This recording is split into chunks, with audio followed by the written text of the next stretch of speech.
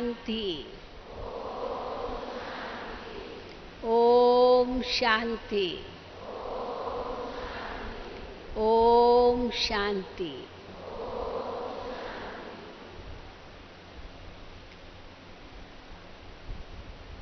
हम सभी ब्राह्मण बच्चे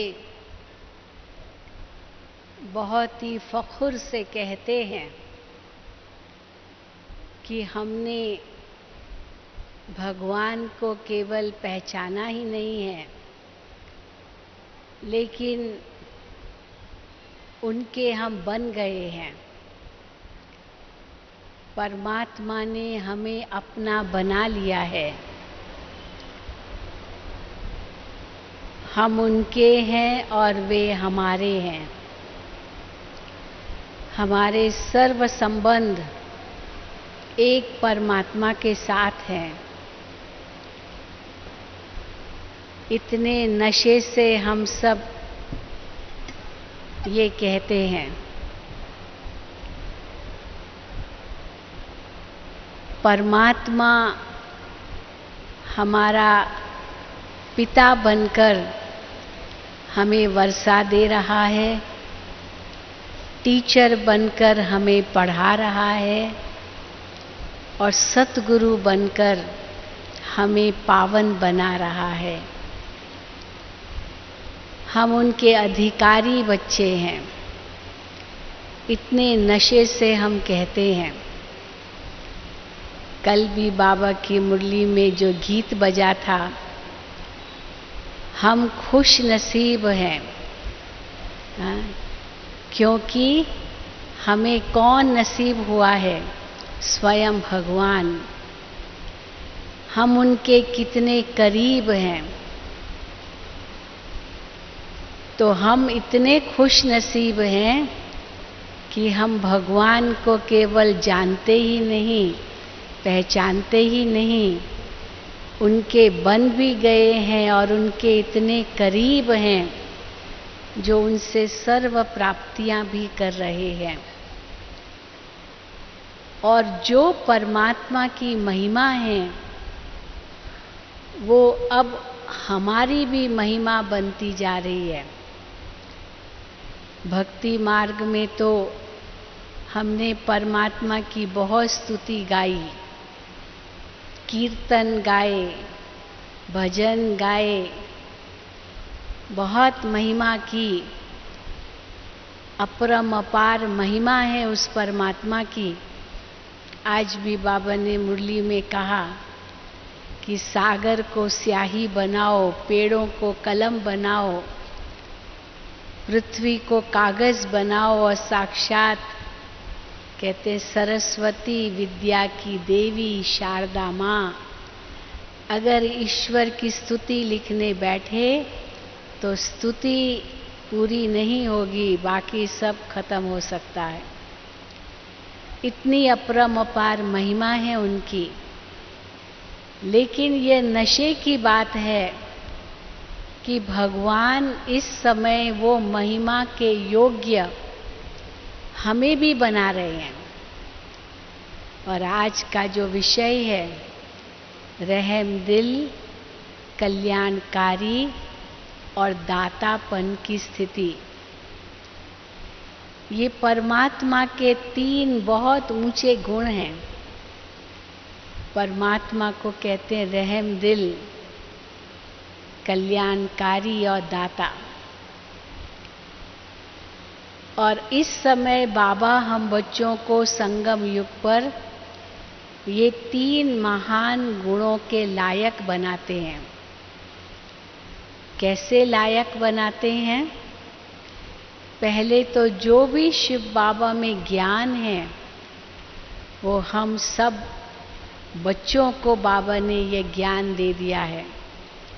बाबा कहते हैं मैं खाली हो जाता हूँ, जो मेरे पास ज्ञान है मैं तुम बच्चों को देता हूँ।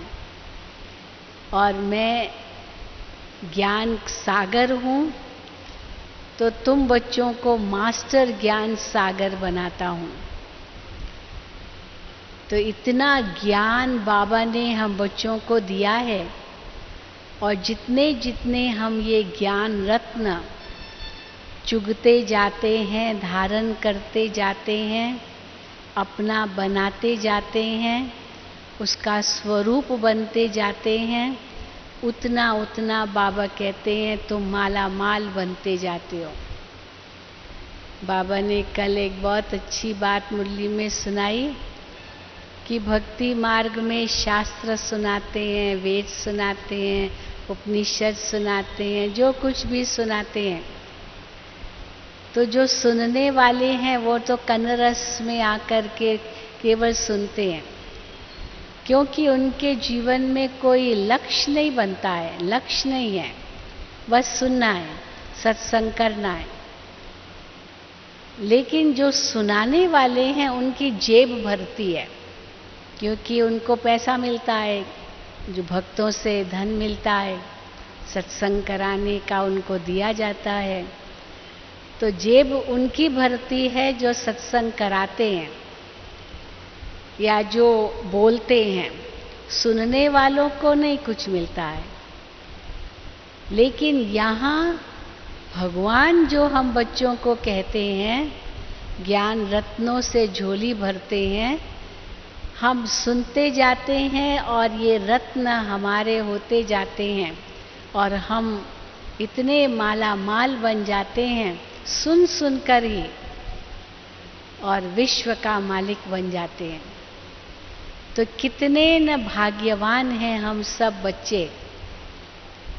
लेकिन एक एक महिमा स्तुति जो परमात्मा की है वो हम तब अनुभव कर सकेंगे जब उनकी श्रीमत पर पूरा चलेंगे। जो बाबा हम बच्चों को करने लिए कहते हैं वो हम करते जाएंगे तो हम भी बाप समान महिमा योग्य बनते जाएंगे।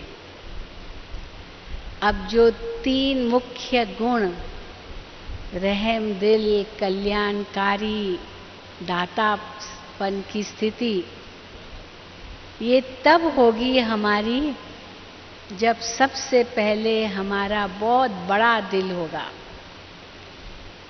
संकुचित दिल वाला, छोटी दिल वाला,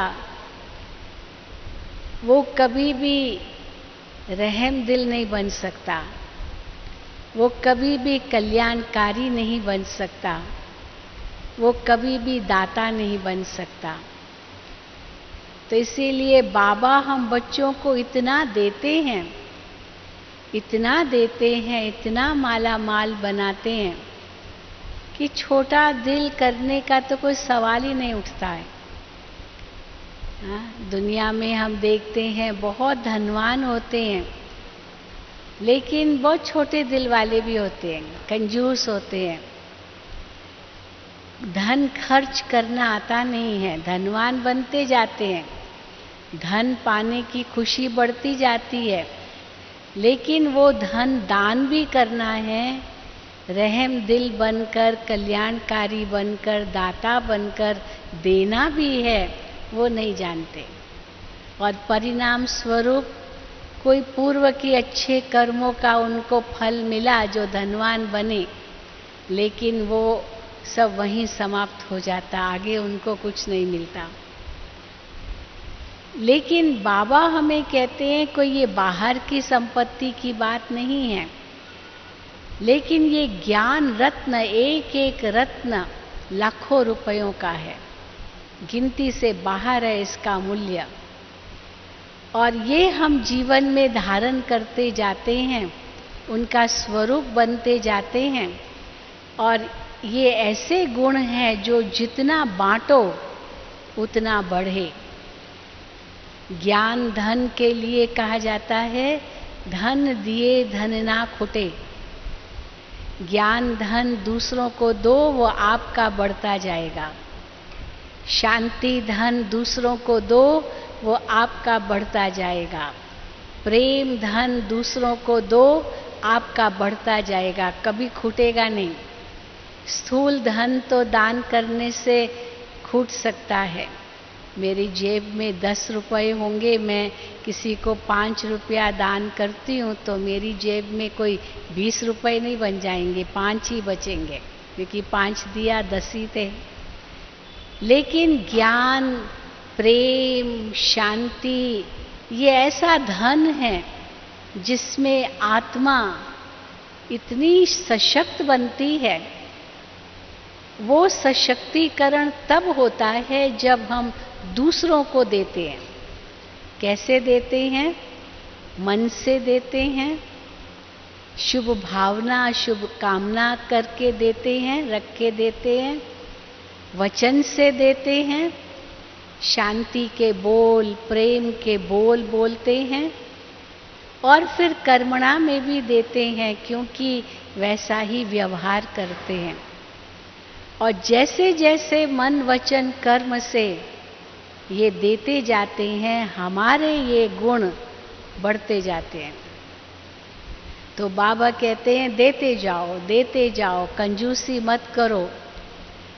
इस संसार में इस समय बहुत दुखी आत्माएं हैं, बहुत अशांत आत्माएं हैं, बहुत प्यासी आत्माएं हैं, तड़प रही है आत्माएं, ईश्वर को ढूंढ रही है, शांति पाने के इच्छुक है, चिल्ला रही है। बाबा यहाँ तक कहते हैं, क्या आपको उनकी आवाज सुनाई नहीं देती?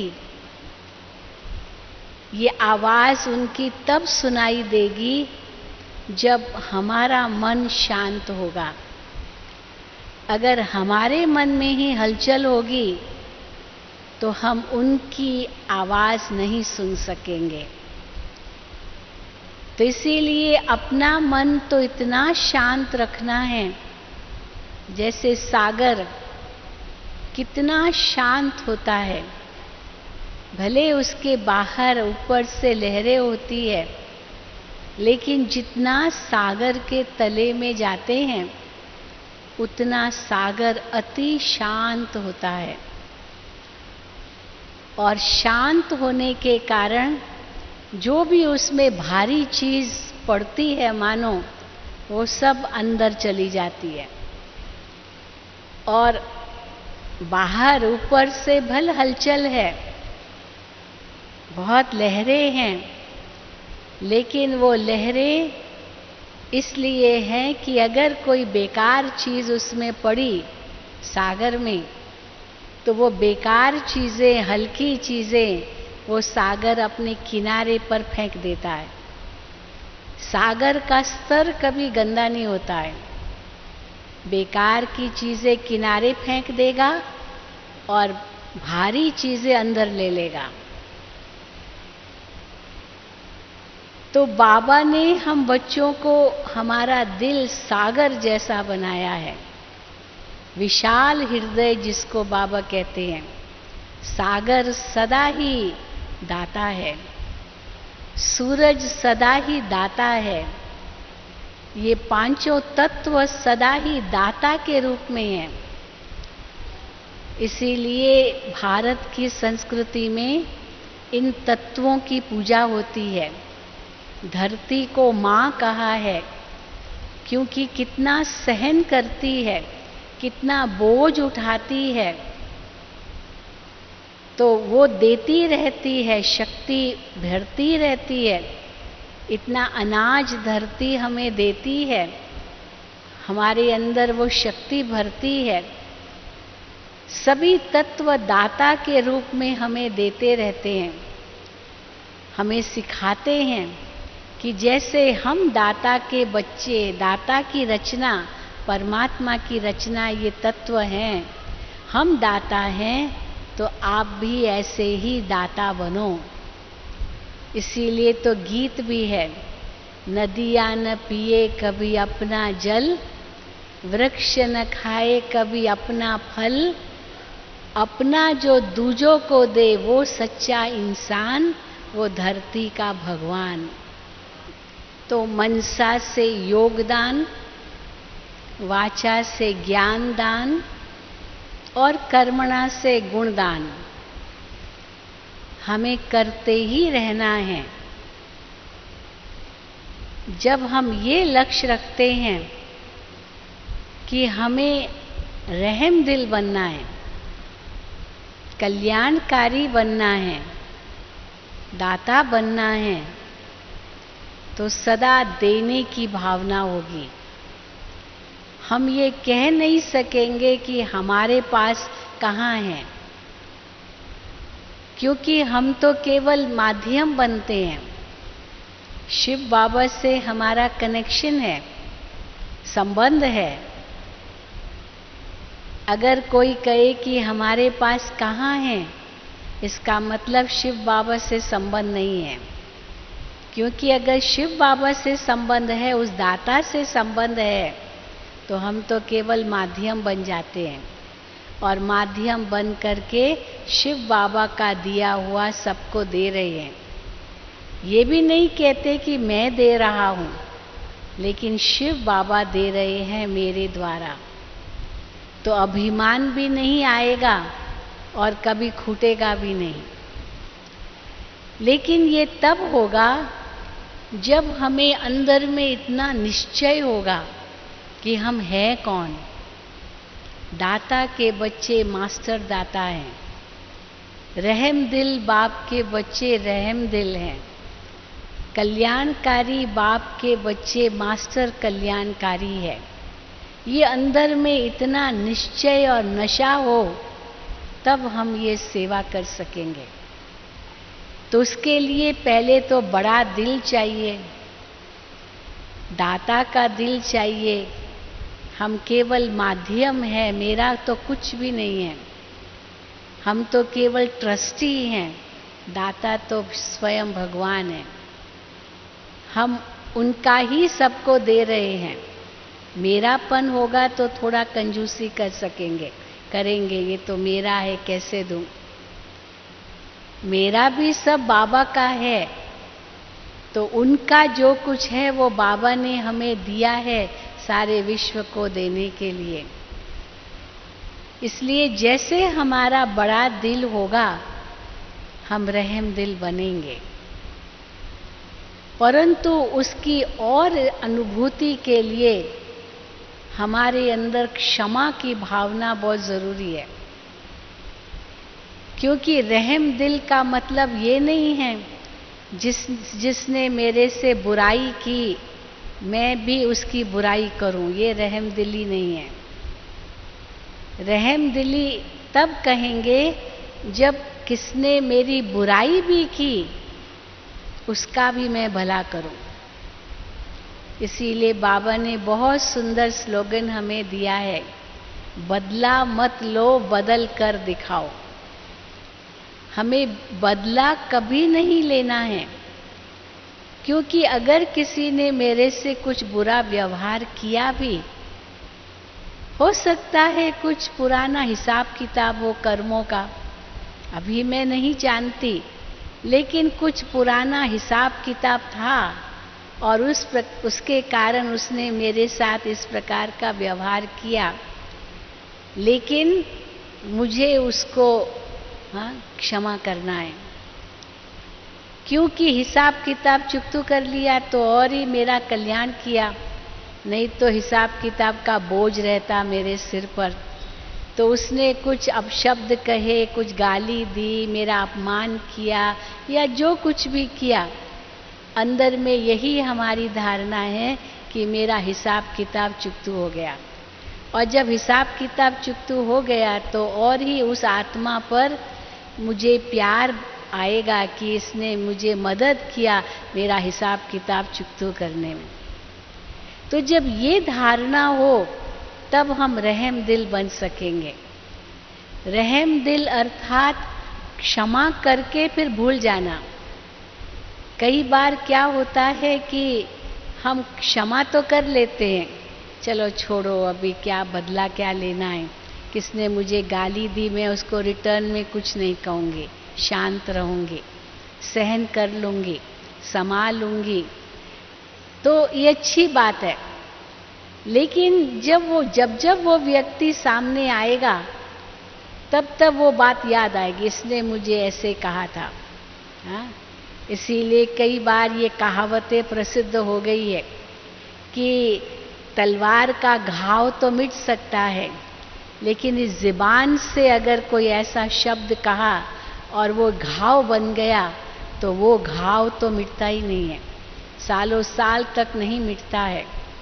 लेकिन ये कहावत हमारे लिए नहीं है कि सालों साल मिटता नहीं है, क्योंकि क्षमा करके भूल जाना ये भी एक बहुत बड़ा गुण है। उसने मुझे मेरे दिल पर या मेरे मन में घाव किया ही नहीं, वो तो पानी पर लकीर की तरह था। जिस प्रकार पानी पर कोई लकीर डाले तो वो टिकती थोड़ी है, पत्थर पर लकीर डाले तो वो परमानेंट हो जाए, लेकिन पानी पर लकीर है तो वो तो पानी पर लकीर लगी और मिट गई। तो अगर किसी ने मेरे से कुछ दुर्व्यवहार किया भी, केवल क्षमा करना ही बड़ी बात नहीं है, लेकिन उसको भूल भी जाना। अगली बार जब वो मेरे सामने आए मैं उसी प्रकार से व्यवहार करूं जैसे पहले मेरे से मैं करती थी। क्यों? क्योंकि मैं तो भूल गई। उसको उसका मन खा सकता है कि मैंने इनके साथ कितना बुरा व्यवहार किया, लेकिन इसने तो मेरे साथ अच्छा ही व्यवहार किया। उसका मन खाएगा, लेकिन मैं तो उसी खुशी में, उसी शांति में रहूंगी। क्योंकि अगर हम क्षमा करके भुलाते नहीं हैं तो वास्तव में क्षमा भी नहीं कर रहे हैं। क्षमा करना केवल इतना ही नहीं है कि बदला नहीं लेते हैं। क्षमा करने का मतलब ही है कि हम उसको भुला भी देते हैं।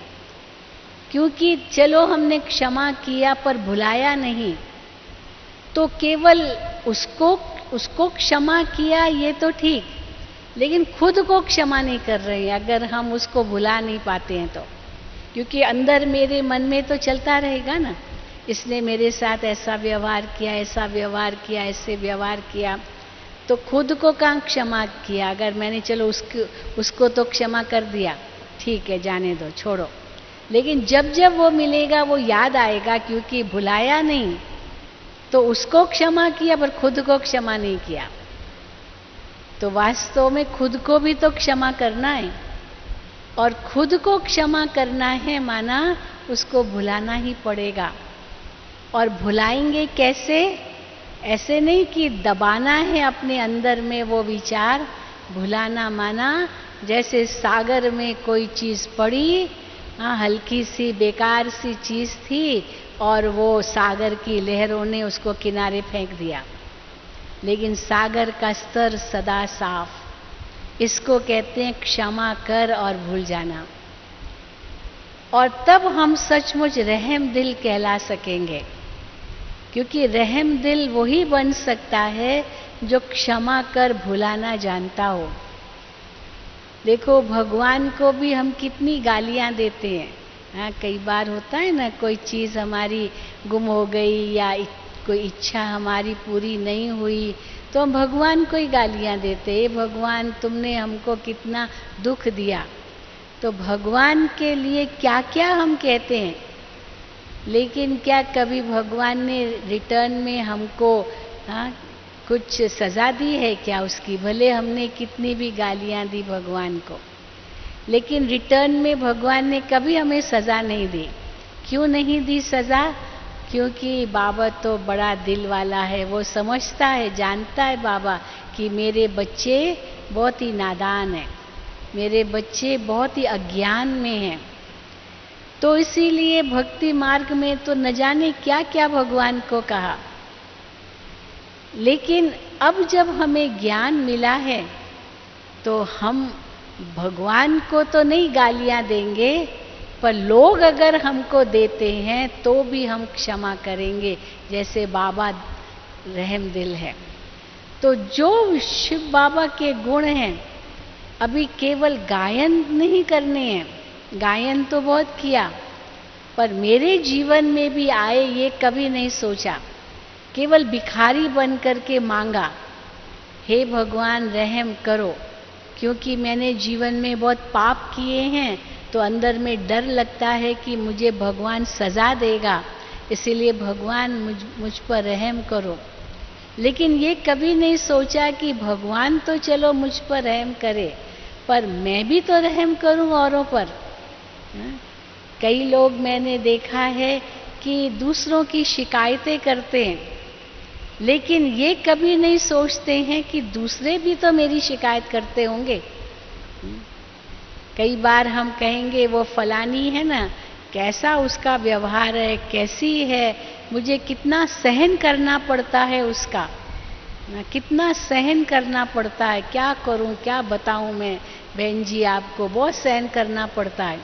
लेकिन कभी ये सोचा कि उसके जो संस्कार है वो मुझे पसंद नहीं आते, तो मुझे सहन करना पड़ता है क्योंकि साथ में रहना है।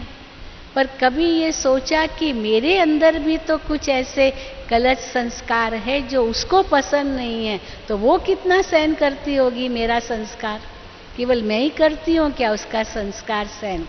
हाँ, जैसे सास बहू की बात मान लो, अब बहू कंप्लेन करेगी सास की, मेरी सास ऐसी है, मेरी सास ऐसी है, और सास कंप्लेन करेगी बहू की, मेरी बहू ऐसी है, मेरी बहू ऐसी है।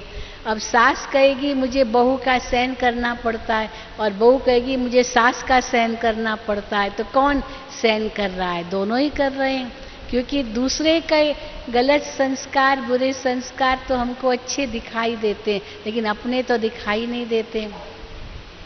अपनी कमजोरी तो दिखाई नहीं देती है, दूसरों की कमजोरी हमें दिखाई देती है। तो जब हम रहम दिल बनते हैं तो हम महसूस करते हैं कि मेरे अंदर भी तो कुछ कमियां हैं, केवल उसकी ही कमियां थोड़ी है, मेरे अंदर भी कमियां हैं। तो मेरे अंदर जो कमियां हैं वो सहन कर रही है, वो मुझ पर रहम कर रही है, तो मुझे भी उन पर रहम करना है। और दूसरी बात तो ये है कि साथ में रहना है, छोड़ के तो कहीं जाना नहीं है, साथ में ही रहना है, तो एक दो को रिस्पेक्ट देना है।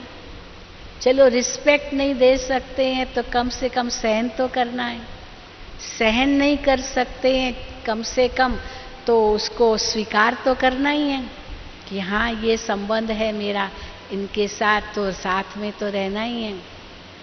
सबसे ऊंची चीज है उनको सम्मान दो कि उनके अंदर भी कोई ऐसे अच्छा गुण है जो मेरे अंदर नहीं है। वो अगर बुद्धि में आए तो रहम दिल तो क्या, वो कोई बड़ी चीज नहीं है, उनसे प्यार होगा, उनके प्रति हम बहुत रिस्पेक्ट रखेंगे कि इनके अंदर ये ऐसा अच्छा गुण है जो मेरे अंदर भी नहीं है।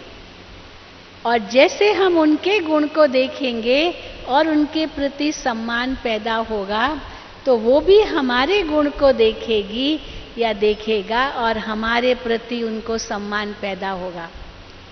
अभी क्या होता है, क्यों रहम की भावना नहीं आती, क्यों हम अंदर में थोड़ा बहुत नफरत करते हैं या वैर रखते हैं। चलो दुश्मनी तो नहीं करते हैं, बदले की भावना नहीं होगी क्योंकि कर्मों का हिसाब किताब बन जाता है।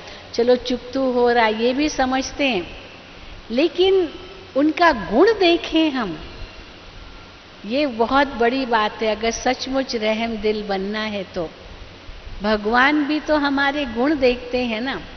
देखो शिव बाबा क्या कहते हैं, बच्चे तुम जो हो जैसे हो मेरे हो। भले हमारे अंदर कोई गुण न भी हो, लेकिन बाबा हमारे कितने गुण देखते हैं, कभी ये सोचा? हर साकार मुरली या अव्यक्त मुरली में बाबा हम बच्चों की कितनी महिमा करते हैं। बाबा वरदान देते हैं ये तो दूसरी बात, लेकिन बाबा हम बच्चों को टाइटल देते हैं। बच्चे तुम कौन हो, तुम होली हंस हो, तुम राज ऋषि हो, तुम योगी राज हो। कल भी बाबा ने कितने टाइटल दिए, तुम खुश नसीब हो। अब ये जब बाबा हमें कहते हैं, ये बाबा का प्यार हमें अनुभव होता है। कई बार बाबा हमें इतने टाइटल देते हैं और हम समझते हम तो इसके योग्य नहीं हैं, लेकिन भगवान ने हमें इसके योग्य समझा है तभी तो दिया है। चलो नहीं भी है योग्य पर भगवान हमको इतनी ऊंची नज़र से देख रहे हैं, तो हम भी तो उसी ऊंची नज़र से अपने आप को देखें और दूसरों को भी देखें जिन्होंने भगवान को पहचाना है। तो जब ये हमारी धारणा अंदर की होगी तब हम रहम दिल बन सकेंगे और क्षमा कर भूल जाएंगे। और जो आत्मा के अंदर मानो कमजोरी है, हम बाबा से शक्ति लेकर के उस आत्मा के प्रति शुभ भावना, शुभ कामना रखेंगे, क्योंकि हर आत्मा शिव बाबा की संतान है। वो भी बाबा का बच्चा है, वो भी एक आत्मा है। तो जिस प्रकार बाबा हम बच्चों को देखते हैं, हम अपने को उस रूप में देखते हैं और दूसरों को भी उसी रूप में देखते हैं, तब हम रहम दिल बन सकते हैं।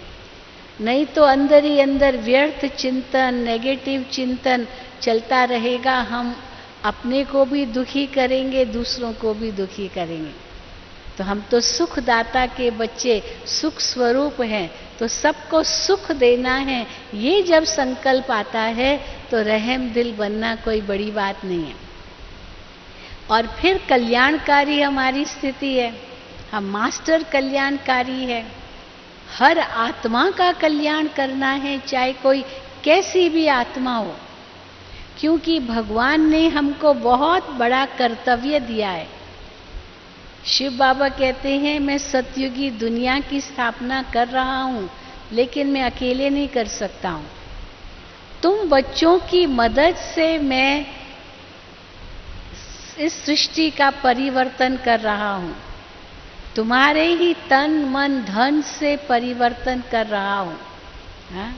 देखो महात्मा गांधी के अंदर कितनी बड़ी कल्याण की भावना थी कि हमको भारत को स्वतंत्र कराना है, और उसके कारण कितना उसका त्याग था, कितनी उसकी तपस्या थी, कितनी उसने सेवा की, और उसके लिए कितनों का तन मन धन सब स्वाहा कराया एक देश को स्वतंत्र कराने के लिए। अंग्रेजों के राज्य में था, अंग्रेज यहाँ राज्य करते थे, उनसे स्वतंत्रता लेने के लिए क्या नहीं किया।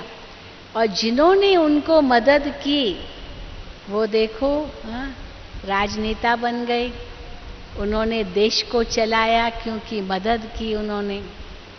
तो बाबा कहते तुम भी बाप को मदद करते हो नई दुनिया बनाने में, तो तुम बच्चे ही वहां राज्य करेंगे। सबसे बड़ी मदद जो हम बाबा को देते हैं वो है हमारी पवित्रता की मदद। सबसे बड़ी मदद ये देते हैं, तन मन धन से मदद देते हैं वो तो है ही, लेकिन इस समय जो बाबा कहते हैं दुनिया काम विकार की आग में जल रही है, हर एक काम और क्रोध के वश है। काम भी एक अग्नि है, क्रोध भी एक अग्नि है, ईर्ष्या भी एक अग्नि है। दुनिया इस अग्नि में जल रही है। उस दिन भी बाबा ने मुरली में कहा तप रही है विकारों की अग्नि में, नीचे से विकारों की अग्नि है। चारों ओर ग्लोबल वार्मिंग कहते हैं, गर्मी बढ़ती जा रही है, बारिश धीरे धीरे कम होती जा रही है, पानी कम होता जा रहा है, पेड़ सूखते जा रहे हैं, जंगल खत्म होते जा रहे हैं। तो एक और विकारों की अग्नि, दूसरी ओर चारों ओर गर्मी, आग, सूरज आग उगल रहा है। ये धर्म ग्लानि की निशानी है कि सूरज आग उगलेगा, आग निकाल रहा है, इतनी गर्मी बढ़ती जा रही है।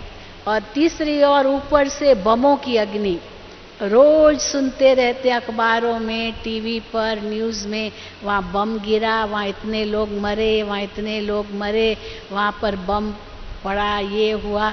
मानो एक तरफ बमों की अग्नि, दूसरी ओर वातावरण की अग्नि, सूरज की अग्नि, और तीसरी ओर विकारों की अग्नि। तो देखो दुनिया कितना तप रही है, और हम बाबा के बच्चे बाबा की शीतल गोद में बैठे हैं। महसूस होता है ना कि बाबा की शीतल गोद में बैठे, भले वातावरण कैसा भी है, लेकिन ये वातावरण हमको असर नहीं करे, क्योंकि भगवान की छत्र छाया में हम बैठे हैं। यही सब महसूस कर रहे हैं ना? हाँ, महसूस कर रहे हैं। जो समझते हैं महसूस कर रहे हैं भगवान की छत्र छाया, वो हाथ उठाएं। हाँ, सब महसूस कर रहे हैं। तो जब हम ये अनुभव करते हैं तो हमारा कैसा होना चाहिए दिल कि सबको ये अनुभव कराएं।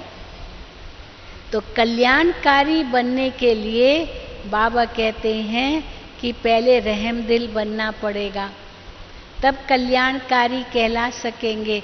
और सबसे बड़ा कल्याण इस दुनिया का हम क्या करते हैं? जो विकारों की आग है उसको बुझा रहे हैं। काम वासना की आग, क्रोध की अग्नि, ईर्ष्या की अग्नि, जिसमें दुनिया जल रही है, हम उसको भस्म कर रहे हैं, उसको खत्म कर रहे हैं। और परमात्मा का ज्ञान जो बरसात की तरह है वो दूसरों पर छिड़क रहे हैं। जल, शीतल जल छिड़क रहे हैं। योग के द्वारा अंग अंग को शीतल बना रहे हैं। तो आत्मा भी शीतल बन रही है, अंग अंग भी शीतल बन रहा है। नहीं तो दुनिया में अंग अंग भी तपा हुआ है, मन बुद्धि भी तपे हुए हैं। बस जिससे मिलो वो एक सेकंड में भड़क सकते हैं। कई बार तो डर लगता है किसी से बात करने में भी, क्योंकि कब उसको गुस्सा आ जाएगा पता भी नहीं चलेगा। लेकिन बाबा कहते हैं तुमको शीतल जल सब पर छिड़कना है। तो ये कैसे होगा? जब अंतर में हम शीतल होंगे। अंतर में हमारी ये धारणा होगी कि हमें सबका कल्याण करना है, क्योंकि अब भगवान आया है हमको घर ले जाने के लिए। ये कभी ना भूले। हम बच्चों के एक आंख में मुक्ति रहे, दूसरे आंख में जीवन मुक्ति रहे। बाबा ने अपना प्रोग्राम दे दिया है कि मैं क्या करने जा रहा हूँ। तुम बच्चों को मुझे घर ले जाना है और घर ले जाकर के फिर नई दुनिया में भेजना है। ये भगवान ने अपना कार्य बता दिया है और उसमें हमको मददगार बनना है। क्योंकि बाबा कहते हैं मैं दुनिया के आगे नहीं ज्ञान देता हूँ। आप देखेंगे ब्रह्मा बाबा ने कभी भी बड़ी सभाओं में भाषण नहीं किया, कभी नहीं किया। अन्य गुरु गुसाई आप देखेंगे हजारों की सभा में भाषण करते हैं, लाखों की भी हो सकती है, लेकिन बाबा ने कभी भी बड़ी सभाओं में भाषण नहीं किया, क्योंकि शिव बाबा उनके तन में थे। तो शिव बाबा कहते थे मैं तो अपने बच्चों के सामने ही प्रत्यक्ष होता हूँ। जो बच्चे मुझे पहचानते हैं उनके आगे ही मैं प्रत्यक्ष होता हूँ। तो इसीलिए बाबा ने अपने बच्चों के आगे ही मुरली चलाई। बाबा यहाँ तक कहते थे कि कोई भी नया यहाँ बाबा के मुरली में न बैठे, पहले वो पूरा कोर्स करे, पहले सारा ज्ञान समझे और ये उनको निश्चय बैठे कि ये ज्ञान देने वाला कौन है। ब्रह्मा बाबा नहीं है, लेकिन शिव बाबा है जो इनके माध्यम से दे रहा है। तो इसलिए शिव बाबा को वो याद करे, इनको याद न करे। इतने ब्रह्मा बाबा निरहंकारी थे। तो जब यहाँ तक शिव बाबा ने अपने बच्चों के आगे प्रत्यक्ष होने का था, दुनिया के आगे नहीं, तो बच्चों का कर्तव्य क्या है कि दुनिया के आगे बाप को प्रत्यक्ष करना है। बाबा ने बच्चों को प्रत्यक्ष किया, अब बच्चों का काम है बाप को प्रत्यक्ष करना। आप लोगों को मालूम होगा कि जिस समय बाबा अव्यक्त हुए, ब्रह्मा बाबा अव्यक्त हुए, और उसके बाद जो 18 जनवरी को अव्यक्त हुए और 21 जनवरी को अंतिम संस्कार के बाद जब अव्यक्त बाप दादा की पधरामणी हुई, तब बाबा ने, अव्यक्त बाप दादा ने बहुत सुंदर बात कही थी कि अभी शिव बाबा और ब्रह्मा बाबा, ज्ञान सूर्य ज्ञान चंद्रमा, मात पिता वो गुप्त हैं और बच्चे प्रत्यक्ष हैं। मात पिता बैकबोन के रूप में, जैसे रीढ़ की हड्डी है ना, तो रीढ़ की हड्डी दिखाई नहीं देती है। लेकिन अगर ये रीढ़ की हड्डी न हो तो हम ऐसे बैठ भी न सके, खड़े भी न हो सके, चल भी न सके। ये रीढ़ की हड्डी है, इसीलिए सीधा खड़े हैं। तो बाबा ने कहा कि अब माता पिता वो बैकबोन है, यानी रीढ़ की हड्डी की तरह है, और बच्चे प्रत्यक्ष हैं। तो बाप ने बच्चों को प्रत्यक्ष किया है और अब बच्चे बाप को प्रत्यक्ष करेंगे। माता पिता ने, शिव ने शक्तियों को आगे रखा है, क्योंकि उसी समय अव्यक्त बाप दादा ने दादी जी और दीदी जी को बुलाया और उनके सिर पर हाथ रखा और बाबा ने कहा कि अब इनके द्वारा बाप दादा श्रीमत देंगे। तो जैसे दादी दीदी को आगे किया और उनके द्वारा श्रीमत दी, और ये कैसे कार्य बाबा का दिन दुगनी रात चौगनी गति से बढ़ा। तो बाबा ने कहा जैसे सूर्य और चंद्रमा जब गुप्त हो जाता है, जैसे दिन में भी चंद्रमा होता है, सितारे होते लेकिन दिखाई नहीं देते, और रात के समय चंद्रमा होता है तो भी सितारे इतने दिखाई नहीं देते, परंतु जब अमावस्या होती है, सूर्य भी नहीं और चंद्रमा भी नहीं, तो सितारों की रिमझिम बहुत सुंदर लगती है आकाश में। तो बाबा ने उस समय उस अव्यक्त मुरली में कहा था कि अब सूर्य और चंद्रमा गुप्त और ये लकी ज्ञान के लकी सितारे दुनिया में प्रत्यक्ष होंगे, शिव शक्तियां प्रत्यक्ष होगी, शिव गुप्त होगा, और ये शक्तियां शिव को प्रत्यक्ष करेगी, जैसे शिव ने शक्तियों को प्रत्यक्ष किया। तो हम सब शक्तियों का क्या काम है? क्या काम है शक्तियों का? हाँ, क्या काम है? हाँ, बाबा को प्रत्यक्ष करना। तो कैसे हम बाबा को प्रत्यक्ष कर सकेंगे? जब हम भी मास्टर दाता बनेंगे, हम भी रहम दिल बनेंगे, हम भी मास्टर कल्याणकारी बनेंगे, तब बाप को प्रत्यक्ष कर सकेंगे। हाँ, जैसे कोई बच्चा बहुत ही अच्छा होता है, बहुत गुणवान होता है, तो केवल बच्चे का ही नाम बाला नहीं होता है, उनके माता पिता का भी नाम बाला होता है ना? किसका बच्चा है? और अगर कोई बच्चा गलत काम करता है तो उसके वो बच्चे का ही नाम बदनाम नहीं होता, लेकिन माता पिता का भी नाम बदनाम होता है। तो इसी प्रकार हम बाबा के बच्चे बाप को प्रत्यक्ष करने वाले हैं, ताकि जो भी हमें देखे वो यही कहे कि देखो ये तो भगवान के बच्चे हैं, भगवान ने इनको गढ़ा है। हाँ? जैसे कोई व्यक्ति बहुत ही महान होता है कि जो कहते भगवान ने फुर्सत में उसको घड़ा, माना उसको शेप दिया, सुंदर है या जो भी है, तो कहेंगे भगवान ने फुर्सत में उनको ऐसा बनाया। तो भगवान इस समय फुर्सत से हमारे पास आते हैं, हमारे सामने प्रत्यक्ष हुए हैं। कल भी बाबा ने मुरली में कहा द्वापर युग से भक्ति मार्ग में भक्तों को साक्षात्कार कराया, बहुत काम किया, लेकिन ऊपर बैठे बैठे किया, परम धाम में बैठे बैठे किया। ऐसे नहीं कि धरती पर आया, धरती पर तो मैं एक ही बार आता हूँ, सृष्टि पर तो मैं एक ही बार आता हूँ संगम पर, और तुम बच्चों के आगे ही प्रत्यक्ष होता हूँ, तुम्हारे ही सम्मुख होता हूँ और तुमको डायरेक्ट अधिकार देता हूँ, वर्षा देता हूँ। तो जब इतना बाबा हम बच्चों को नशा चढ़ाते हैं तो हमारा फर्ज क्या कहता है, हमको क्या करना है? इतना बाबा ने हमें दिया है, हम कितना उसका रिटर्न दे रहे हैं? बाबा हमें देवे और हम लेते जाएं और रिटर्न न करें, ये तो स्वार्थ हो जाएगा।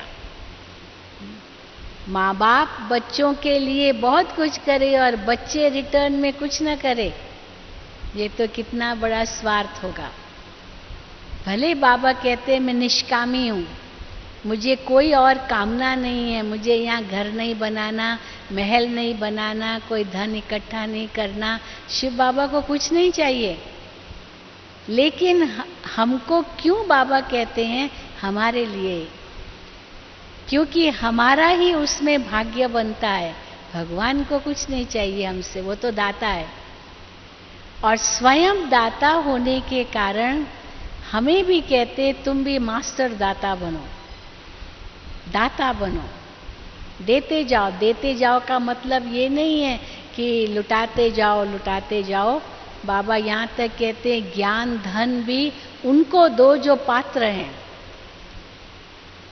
उनको दो। ऐसे नहीं बस एक किसी के व्यक्ति के आगे बैठे हैं, उनको ज्ञान सुना रहे हैं, सुनाते जाएं और वो बहस कर रहा है, घंटों लगा रहा है और हम उसको देते जाएं।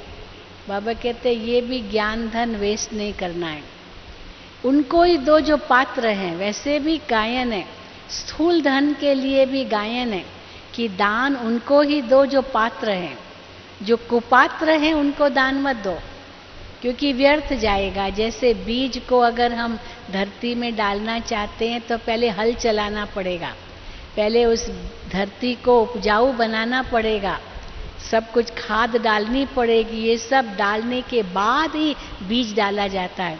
पहले से ही बीज डाल दिया और सोचा कि फल मिल जाएगा, नहीं मिलेगा। धरती को तैयार करना है पहले। कितनी मेहनत करते हैं हमारे किसान, जो धरती पर हल चला करके खाद डाल के उसको तैयार करते हैं, तब जाके बीज डालते हैं, फिर बारिश का इंतज़ार करते हैं, मानो मेहनत करते हैं। तो बाबा कहते तुम भी जो ज्ञान दान करते हो वो भी पात्र को दो, नहीं तो व्यर्थ चला जाएगा। बाबा कई बार कहते तीक भी नहीं करनी है, देखना है, नब्ज देखनी है। जैसे डॉक्टर नब्ज देखता है ना, तो आपको भी उस आत्मा की नब्ज देखनी है कि इसको चाहिए क्या। कई बार बाबा कहते हैं किसी को शांति चाहिए और हम सुख की बातें करेंगे, उसको पसंद नहीं आएगी, उनको तो शांति की बातें चाहिए। किसी को खुशी की बात चाहिए और हम उसको शांति की बात कर रहे हैं, वो भी उसको पसंद है, उसको खुशी की बातें चाहिए। किसी को प्यार चाहिए और हम उसको वैराग्य की बातें कर रहे हैं, तो वो भी उसको पसंद नहीं है, उसको तो प्यार चाहिए। तो बाबा कहते हैं जिसको जो चाहिए उस रूप से उसको दो। प्यासे को पानी चाहिए और हम 56 प्रकार का भोजन व्यंजन उनके आगे रखेंगे, कहेंगे हमको ये सब नहीं चाहिए, मुझे केवल पानी चाहिए। किसी को भूख है और हम उसको पैसा दे रहे, कहते नहीं चाहिए, हमको तो खाली भोजन चाहिए। तो ये ज्ञान धन भी उनके लिए है, ज्ञान का भोजन कहो उनके लिए है जो सचमुच आत्मा प्यासी है। और अगर वो नहीं है तो बाबा कहते उनको शुभ भावना शुभ कामना का दान दो। दाता इसमें भी बन सकते हैं, ऐसे नहीं कि वो मांगे तभी मैं दूं। हम हर आत्मा की नब्ज पकड़ूं, वो आत्मा को क्या चाहिए, पता चल जाता है कि आत्मा क्या ढूंढ रही है, क्या चाह रही है। किसी को परमात्मा की पहचान चाहिए, भगवान को ढूंढ रहा है और मैं उसको स्वर्ग की बातें करूं, उसको अच्छा नहीं लगेगा, वो तो भगवान के को ढूंढ रहा है, उसको स्वर्ग नहीं चाहिए। सन्यासियों को आप स्वर्ग की बातें कहेंगे, उनको नहीं चाहिए स्वर्ग, उनको तो मोक्ष की बातें चाहिए। गृहस्थी को मोक्ष की बातें कहेंगे, वो कहेंगे नहीं नहीं हमको तो संसार में जीना है, खाओ पियो मौज करो, अभी मोक्ष की बातें थोड़ी है हमारे लिए। तो जो जैसी आत्मा है उस आत्मा के प्रति बाबा ने बहुत ज्ञान दिया है, जिसको जो चाहिए वो हम उनको दें, जिसमें वो आत्मा राजी हो, खुश हो, संतुष्ट हो और वो बाबा की बने। कई बार बाबा कहते हैं समझो कोई कृष्ण का भक्त है और हम उनको ये सीधा कह देंगे नहीं नहीं शिव बाबा ही परमात्मा है, श्री कृष्ण भगवान नहीं है, तो उसको अच्छा नहीं लगेगा, कहेंगे नहीं नहीं हम तो कृष्ण को ही मानते हैं। परंतु अगर वो श्री कृष्ण का भक्त है तो श्री कृष्ण की खूब महिमा करो। कितनी महिमा बाबा श्री कृष्ण की बताते हैं, फिर महिमा करके फिर बताओ कि इनको बनाने वाला कौन। कोई बहुत भक्ति करता है, उनको सीधा कह दे भक्ति मत करो, वो कहेगा नहीं नहीं हमको ज्ञान भी नहीं चाहिए, मैं भक्ति में ठीक हूँ। भक्ति की महिमा करो, फिर कहो कि भक्ति का फल क्या है, ज्ञान। तो क्या है, कैसे दूसरों को देना होता है, ये भी एक कला है। एक दुकान में आप जाते हैं मानो, और उस दुकान में आप वो जो दुकानदार है, जो सेल्समैन है, उसको अगर बात करने की तमीज़ नहीं है, कहने का तरीका नहीं आता, तो ग्राहक भी भाग जाएगा, कहेगा ये इनसे कुछ लेना नहीं है। लेकिन कोई ऐसा ग्राहक जाएगा, भले उसको कुछ लेना भी नहीं है, पर जो सेल्समैन है वो बहुत प्यार से बोलता है, सुनाता है, हाँ भले ये दिखाओ वो दिखाओ, दिखाता है, आखिर में उसको लेना भी नहीं होगा ना, परंतु देखेगा कि इसने कितनी मेहनत की है, तो कुछ न कुछ ले लेगा, क्योंकि इसकी मेहनत का उसको फल देना है।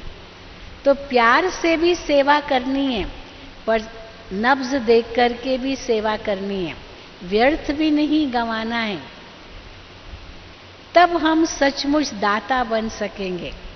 तो दाता बनना माना बड़ा दिल चाहिए। दाता भी बनना है, वरदाता भी बनना है। क्या क्या देना है? दुआएं भी देनी है, आशीर्वाद भी करनी है। हाँ, बहुत आते हैं, बहन जी आशीर्वाद करो, आशीर्वाद करो। तो बाबा तो कई बार कहते हैं कि आशीर्वाद तो अपने ऊपर करो, आशीर्वाद मांगी नहीं जाती है, आशीर्वाद अपने ऊपर करनी होती है। अगर हमारे कर्म श्रेष्ठ है तो आशीर्वाद अपने आप मिलेगी। दुआएं भी मांगी नहीं जाती है, दुआओं के योग्य बनना होता है, पात्र बनना होता है। अगर मैं किसको कहूँ कि मुझे दुआ करो, वो कैसे दुआ करेगा? वो दुआएं मांगी नहीं जाती है, दुआएं दी जाती है। पर दुआएं उनको देंगे जिसने सचमुच कोई सुख दिया है। अगर सुख ही नहीं दिया है तो दुआएं भी क्या निकलेगी। तो इसीलिए दुआएं लेना है, दुआएं देनी है। तो कैसे दुआएं लेंगे और दुआएं देंगे? जब सबको सुख देंगे। दाता बनना माना दुआएं देना, और दुआ देना माना सुख देना। लेना और देना ये साथ साथ चलता है। पर लेना है ये कभी लक्ष्य न हो, मुझे देना है, मुझे देना है, मुझे देना है। तो देने की भावना होगी ना, तो मास्टर दाता कहलाएंगे। मुझे लेना है ये अगर संकल्प होगा तो कभी भी मास्टर दाता नहीं बन सकेंगे। और देना है उसके लिए इच्छा मात्रम अविद्या होनी चाहिए। आज भी बाबा ने कहा इच्छा मात्रम अविद्या। इच्छा मात्रम अविद्या केवल देवताओं के लिए गायन नहीं है, ब्राह्मणों के लिए भी गायन है कि अंदर में कोई इच्छा नहीं इस कलयुगी दुनिया की। अच्छा पहनूं, अच्छा खाऊं, अच्छा, हाँ बाबा मना नहीं करते हैं। सिंपल भी रहना है, बाबा हमेशा कहते सिंपल भी रहो, सिंपल एंड ब्यूटीफुल। जितनी सादगी में सुंदरता है उतना बाहर के शो में सुंदरता नहीं है। सादगी में बहुत सुंदरता है। बड़ी दादी जी हमेशा कहा करते थे कि कुछ भी मकान बनाओ, कुछ भी बनाओ, सिंपल एंड ब्यूटीफुल। सादा भी हो और सुंदर भी हो, सुंदरता भी उसमें बहुत हो पर सादगी भी हो। फिर बाबा कहते तुम वनवा में हो, ससुराल घर तो सतयुग में जाएंगे, अभी तो वनवा में हो, अभी बाप के घर में बैठे हो, सतयुग ससुराल होगा।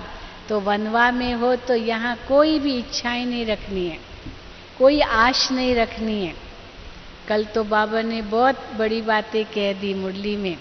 हाँ, ये पहनूं, सोना पहनूं। आजकल तो देखो सोना भी, जो सोना पहनते कितना डर लगता है, कोई छीन लेगा, कोई क्या कर लेगा। हाँ, एक माता थी, वो उसके पास बहुत बड़ी हीरे की अंगूठी थी, हीरे की, इतना बड़ा बड़ा हीरा, और सबको दिखाती थी, देखो हाँ, ऐसे जानबूझ करके कि देखे मेरे पास हीरे की अंगूठी है। और किसी की नज़र पड़ गई, उसकी अंगुली काट दी हीरे की अंगूठी लेने के लिए, तो पता भी नहीं चला। बाबा कहते वो सोना किस काम का जो कान काटे। हमने देखा है कई माताओं को इतना मोटा मोटा सोना वो कान में डालते हैं जो धीरे धीरे धीरे कान में छेद हो जाता है कान में छेद हो जाता है और इतना मोटा छेद हो जाता है कान के अंदर। तो वो सोना किस काम का जो कान काटे? क्या पड़ी है, क्या जरूरत है? कोई जरूरत नहीं है।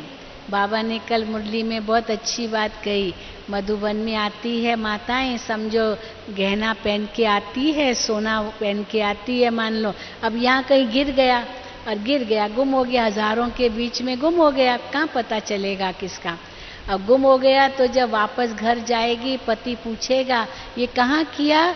जरूर ब्रह्मा कुमारियों को दिया होगा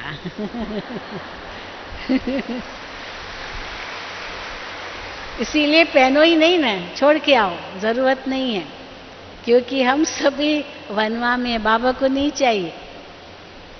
लेकिन बाबा कहते हैं अंतर से त्याग चाहिए, बहुत त्याग चाहिए, कुछ नहीं चाहिए। पर वो त्याग की भावना तब जागेगी जब अंदर में हम संतुष्ट हैं, भरपूर हैं, इच्छा मात्रम अविद्या है, तब दाता बन सकेंगे। और सचमुच हमने देखा है जितना हम इच्छा मात्रम अविद्या बनते हैं ना, बाबा देता है, कोई कमी नहीं रखता। तो भाग्य का आधार ही त्याग है। दाता तब बनेंगे जब पहले अंदर का दिल साफ हो, बड़ा दिल हो। और जो दाता बनते हैं उनको बाबा देता है। इसीलिए भक्ति मार्ग में ऐसे ही गायन नहीं है, तुम 1 पैसा दोगे वो 10 लाख देगा, हाँ ऐसे गायन है ना। तो यहाँ पैसे की बात नहीं है, लेकिन बड़ा दिल की बात है। सचमुच हमने देखा है बाबा के घर में कितना बड़ा दिल है। और आप आश्रमों में जाओ, सत्संगों में जाओ, कुछ भी लेना है, मंदिरों में जाओ, कुछ भी प्रसाद लेने के लिए भी लाइन लगती है, पैसा देना पड़ता है। पैसा दो तब प्रसाद भी मिले, ये करो तब मिले। यहाँ तो देखो भंडारे खुले हुए हैं, भरपूर खुले हैं, शिव के भंडारे भरपूर, काल कंटक दूर। कई लोगों को हैरानगी होती है जब नए आते हैं ना, तो हम उनको कहते हैं आइए भोजन कीजिए, तो कहते हैं कुछ कोई टोकन है क्या, कुछ पैसा भरना पड़ेगा क्या? क्योंकि और सत्संगों में जाते हैं और आश्रमों में जाते हैं तो भोजन खाने के लिए टोकन होता है, पैसा देना होता है। वो टोकन लेते हैं पैसा दे करके और उसके आधार पर भोजन मिलता है। पर ये तो बाप का घर है। हाँ, एक बच्चा शहर में रहता है और अगर मान लो गांव में गया, माँ बाप उनके गांव में ही रहते हैं, और माँ बाप के पास गांव में गया और माँ बाप ने बच्चे को बहुत खिलाया पिलाया तो खिलाने पिलाने के बाद कोई बिल थोड़ी देंगे बेटे को, बेटा तो मेरे घर में रहे और इतना 4 दिन रहे तो ये बिल है। कोई होटल थोड़ी है ये, या होटल में थोड़ी आए हैं, ये तो बाप के घर में आए हैं। तो यहाँ तो वो रूप है ही नहीं। तो जब हम ये बात समझते हैं तो बाबा का जैसे बड़ा दिल है वैसे बच्चों का भी बड़ा दिल है। और जितना हम सेवा में देते हैं ना, उतना बाबा हमारा भंडारा भंडारी सब भरपूर करता है। ये एक बहुत बड़ी फिलॉसफी है बाबा की। इसीलिए रहम दिल भी बनना है, दाता भी बनना है, कल्याणकारी भी बनना है। और ये अंतिम जन्म है। इस अंतिम जन्म में हमारे अनेक जन्मों के कर्मों के हिसाब किताब चुकतू हो रहे हैं। इसीलिए अगर कोई बात मेरे सामने आई, विघ्न आया, तन का रोग आया, कुछ ऐसी प्रॉब्लम आई, कोई धन की समस्या भी आई, कुछ भी आया, कभी उसमें दुखी नहीं होना है, कभी भी नहीं दुखी होना है। ये सब अंतिम घड़ियां हैं, अंतिम घड़ियां। जैसे कोई बच्चा हो, जवान हो, फिर बूढ़ा बने, बचपन जवानी उसकी कितनी अच्छी होगी।